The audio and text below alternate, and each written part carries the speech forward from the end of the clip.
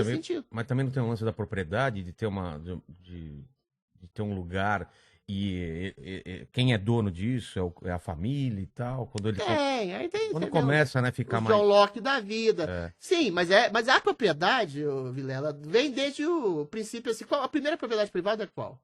Seu corpo. É. Meu corpo, minhas regras. É. Você faz o que você quiser com o seu corpo. Seu corpo não pode ser instrumento de vilipendiação, de escravo, de qualquer coisa assim. Essa liberdade você tem pro seu próprio corpo. Agora, claro, existe um instinto de posse. Agora, instinto de posse, o que é instinto de posse? A gente fala que tudo é coisa pequena burguesa. Não. Um filho é seu. É. Um filho é herança sua. Uma propriedade que você demarca território e cria, sei lá, um negócio de alface lá para vender e você cria trabalho, você cria subsistência para outras coisas, é uma coisa sua. Um livro que você escreve é uma propriedade sua. Entendeu? Da mesma forma, a construção de uma empresa, que você gera trabalho, você gera lucro, você gera dividendos, você leva um patrimônio. Assim, eu não demonizo propriedade. E a sua mulher? O Ariano Suassuna diz, respondendo aos existencialistas tipo Jean-Paul Sartre, assim, ninguém é de ninguém, mulher nenhuma de ninguém. O Ariano Suassuna falava, né? Olha, só se for a sua, a minha é minha.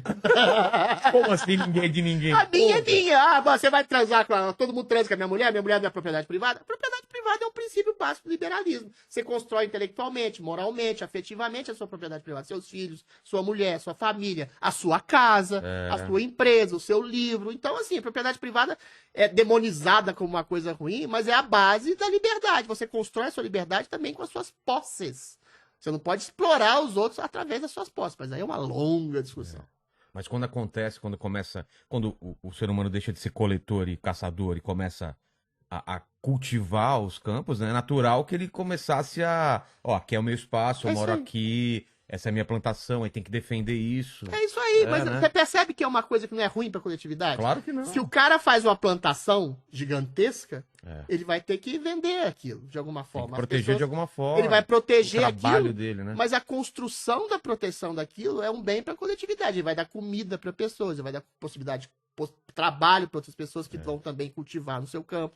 Ele vai fazer um escambo na época lá, mas na época dos caçadores, dos coletores, lá primeiros agrícolas, né, na verdade, até o ponto em que se transformar aquilo numa grande fazenda ou coisa assim. Então, assim, os grandes ricos hoje, os grandes proprietários de terra ou de conglomerados empresariais, eles produzem, ficam bilionários, mas o dinheiro deles está em circulação e gera emprego, renda, circula a economia, melhora para o país, melhora para a cidade, para o bairro, enfim, para os estados. Ou seja, o capitalismo em sua essência utópica é muito bom, se fosse construído em sua essência utópica, né, claro. O capitalismo, você está falando? É.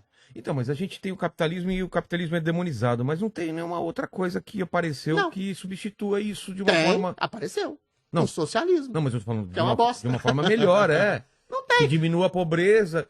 Porque o capitalismo ele diminuiu a pobreza, né? Existia uma Isso é evidente. Tem um livrinho que eu acho maravilhoso, As 6 Lições de Economia do Ludwig von Mises. Um livrinho de 100 páginas. Ele explica tudo isso. Na época feudal era uma merda, porque aí o sujeito era o dono de um castelo, dono de uma propriedade, e as pessoas eram subjugadas. Você tinha um salário de fome, não tinha aposentadoria, não teria porra nenhuma. Você dava uma parte pro cara. Todo mundo passava fome. No princípio do capitalismo, lá, a Revolução Industrial lá, o principal, né, também era uma merda. As pessoas tinham salário de fome, não tinha aposentadoria. Mas aí acontece uma coisa, surge o advento do socialismo, que em princípio também eu acho uma bosta, que é o Estado de cima para baixo, dizendo o que você vai ter que fazer, onde você que vai ter que trabalhar, onde você vai pensar, ou seja... Você tira a liberdade econômica, você tira a liberdade do indivíduo também. Você tira a liberdade de ação de mercado. Aí o que acontece? O capitalismo é tão maravilhoso na sua utopia, desde já entendendo, que ele absorve princípios bons do socialismo, que era o quê? Férias, direito de trabalho, direito de proteção à família, direito salarial, e ele vai incorporando aquilo, porque ele vai vendo, e não é nem por solidariedade. Porque as pessoas mais bem alimentadas... Produzem mais. Exato, produzem mais, consomem mais. Pessoas mais bem pagas consomem mais, então é bom para o cara, que é o grande capitalista, o grande empreendedor, é bom para os consumidores, para os trabalhadores, é bom para todo mundo.